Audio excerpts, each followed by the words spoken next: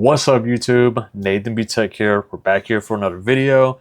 I've been using the Samsung Galaxy Z Fold 7 for several weeks now. I've taken it all across the country. I've traveled with it. I've put it through the ringer. I've put it through the test. So without further ado, let's do what I do and get into the video. Let's get it.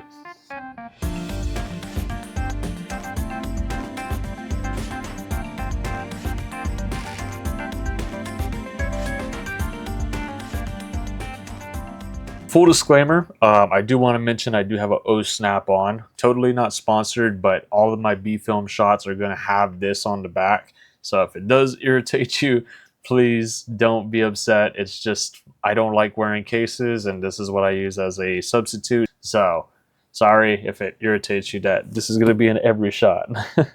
Firstly, the thing that I do want to talk about is going to be the design. That is arguably the most noticeable difference from coming from the previous models.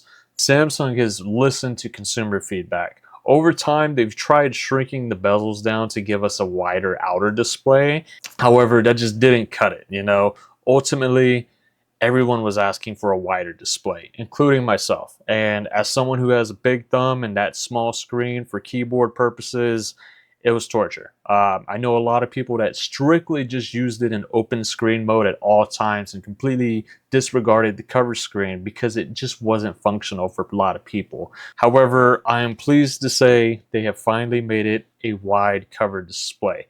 That has been the greatest thing that they could have done. That puts it along lines of the other foldables in the world, from Google to OnePlus to Xiaomi to Huawei, all wider cover displays, acting as a true phone when closed and opening it up into a small 8-inch canvas that you could use for multitasking, etc. I have loved it. It has been the greatest improvement that Samsung has personally done, if you ask me. Came from previous foldables, and the thing that got me away from the Samsung foldables was just how small the cover screen was. Not necessarily in terms of height, but in terms of width. It was just too skinny. And it was very frustrating when you had to type on it, when you had to do certain applications with it. It just didn't cut the deal. And that's ultimately why I left. And I'm super glad to say that they have finally fixed that. Secondly, this is also a very big one. And now Samsung holds the crown of it being the thinnest foldable device in the world as of right now. If you have any of the old foldables, you know how chunky they are. And over time, Samsung tried to thin them out. However, it just wasn't cutting it. Once you put a case on there, it became a brick, no matter what you did. And finally, they have finally made it super thin. It is now 8.9 millimeters when folded, which makes it the thinnest foldable device on the market right now and puts it along line as a normal smartphone. There are some smartphones that are not even this thin. And that only comes to account when it's folded. When we unfold it, now it is even thinner than like the S25 Edge. It is thin. And I think the biggest concern people would have when there's something this thin is durability. However, rest assured, they definitely took care of everybody. You know, it is still water resistant, IP48, I believe. So it can handle a splash. But in terms of just, you know, rigidness, I've had no issues with it. I've sat on it. I've done everything. I've thrown it. It works just fine.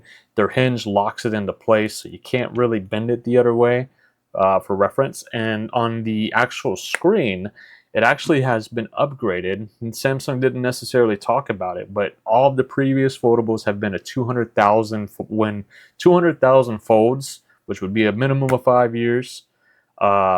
If done 100 times a day. They have now upgraded it to 500,000 folds. I'm believing they're using a different hinge, as well as a different screen, because also the crease is just not as visible as the previous models. So they definitely done something to the screen, and no complaints. It's done the job. It's done everything I needed to do. That is arguably the biggest upgrade, and I think just for that reason, if any of you guys have been holding out from a Z Fold 3, the Z Fold 4, and you still want to have a foldable, this is definitely the way to go. I don't expect Samsung to drastically change this in the next coming years. They've already got this and they've done really good. They're probably just going to do some refinements going forward. So if you've been holding off, this is definitely a must buy for you right now. Just wait for a sale. There's always sales going on. As far as the processor, it is using the Snapdragon 8 Elite for Galaxy, which is just a higher clocked version of the 8 Elite. And no complaints. It's the fastest processor on the market. It can do essentially everything you need it to do, whether it's games, whether it's multitasking, whether it's video. This is one of the only devices that can do 8K 30. I don't know how much that matters for normal people like you and me, but for that one person who's watching this, it can do 8K 30. So congratulations to you. But for reference, I opened up a couple games that I started playing, and I think the biggest, form factor that this phone has for a lot of individuals is the wider canvas for one, media consumption, but we're not going to talk about that. Secondly, it's going to be multitasking. That is super easy. You're not going to have any issues with that. But when it comes to gaming, and I'll throw up a couple videos right here. I did play, Pokemon Go. I split screen Pokemon Go. Call of Duty, Asphalt. Processor got a little warm and you can feel it on the back, but that's to be expected. But I can rest you assure I played, Asphalt on 120 hertz. I played Call of Duty on 120 hertz. It's smooth. I didn't get any lags. I didn't get any slowdowns. It does the job and it works great. And for anyone that's gaming, I don't personally game, but for the people that do, there's definitely an advantage that you have having a larger screen like that. I mean, you can just look at this little Call of Duty clip. I was just able to see people just way faster than someone with a tiny screen would be able to see, and I have more room to travel my thumb, and it's been great. There's not going to be anything that you're going to run into in terms of slowdowns or anything like that. You're getting the fastest processor on the market, so I've had a great. And then secondly, with One UI 8, it came out the box with 7. However, we're on 8, and it has been smooth like butter. Let me tell you that. Samsung's One UI, they really emphasize smoothness. They don't care about the bubbly effects like Google Pixel. They don't care about the cool yada yada, but you can tell that they prioritize smoothness, and you can see it when you open these apps. You can feel it when you're going through the software. Everything's just smooth to the touch. One UI 8 is beautiful. It's definitely take the cake for me, as someone who's been to different devices and is now finally coming back to Samsung. They definitely stepped it up a notch, and I am very proud to say that I can recommend a Samsung device. There's no weird animation, jutters. There's no slowdowns. There's no lag. It is just beautiful. And One UI has become super polished since the last time I've had a Samsung device. So I can gladly speak on that. Also, another cool software tricks. You do have Galaxy AI where you do remove people out of the backgrounds, sketch to image. You have notes, etc. But one of the ones that I found very useful is the Now bar, and that's exclusive to Samsung devices. And it's cool. It does the briefing where it tells you about your day, it tells you your sleep patterns, etc. But my favorite thing, and I've been wanting this for a while because my girl has it on her iPhone, and the dynamic island is just live sports tracking for the score. And I got that on my One UI, and I got that on my Now Brief, and it pops up on the Now bar on the top, and it notifies me who's scoring. And I think that is the sickest thing ever, because now I don't have to keep looking or using a third-party app. It's just by default, and it sits on my lock screen, and it sits on the notification bar, and it's just always there. So shout out to Samsung for the Now bar. That has been clutch. And then also the Now bar does benefit in terms of other applications like alarm, like timer. You have to use the Samsung counterpart of those applications, which could be a little frustrating if you're coming from a different device. However, if you're settled into that ecosystem and you're using those default applications by Samsung, it's only going to make the experience much better. So One UI has been super great as well. No complaints there. It is super polished from just a couple years ago where there was jutters, there was lag, there was inconsistency. Everything has been solved.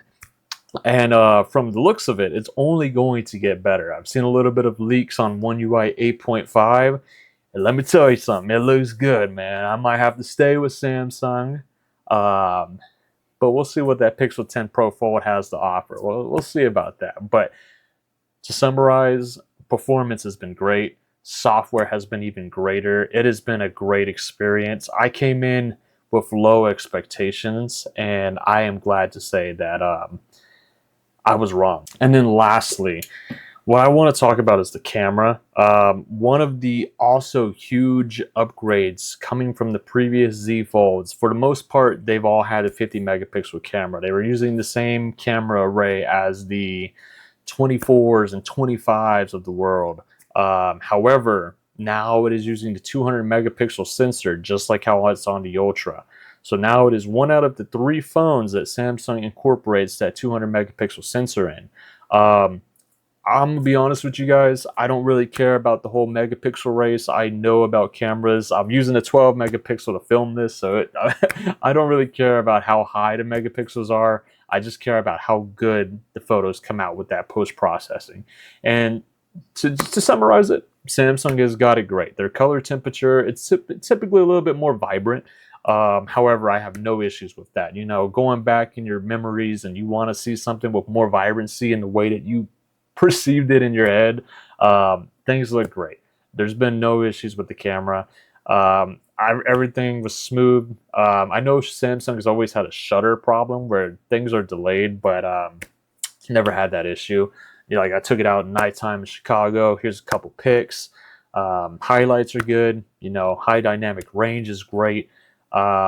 Things could be better overall, but it's a smartphone and it does what I need it to do. And the best thing about the Z Folds and the Z Flips of the world is the fact that you can use the tripod mode. They call it flex mode, I believe, where you can prop it up like a tripod, or you can open up into full and get the viewfinder. You can get the full viewfinder on the camera. For someone who's ready to take a selfie, they can see themselves in the reflection. Everything's been great. So camera, I don't think is a problem. Samsungs have always been good at cameras.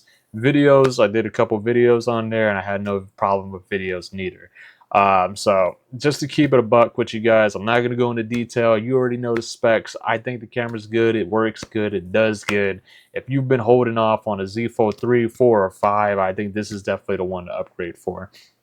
To summarize, this has been drastically better than I thought it was going to be. I was not expecting to be this happy with this phone, and I am glad that I was wrong. This phone has been great, and I wasn't really particularly interested in a blue phone, and I got this open box at Best Buy, and it's kind of grown on me quite a bit. Like, I like this blue. This blue is pretty sick. The phone is sick. It's super thin. I love this phone. I cannot express it enough. This phone has been clutch.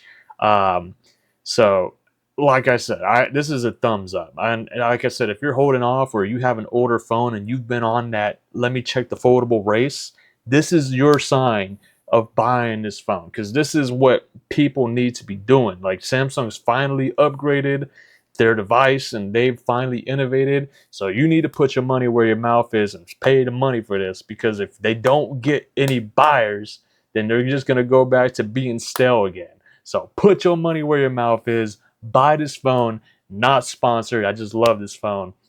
If you got the money and you've been holding off, this is a great phone. So without further ado, I hope you enjoyed the video. Let me know what I can do better. I know this is a sporadic review, but I hope you enjoyed it. I'll be watching your guys' comments in the comment section. Have a good one. Peace.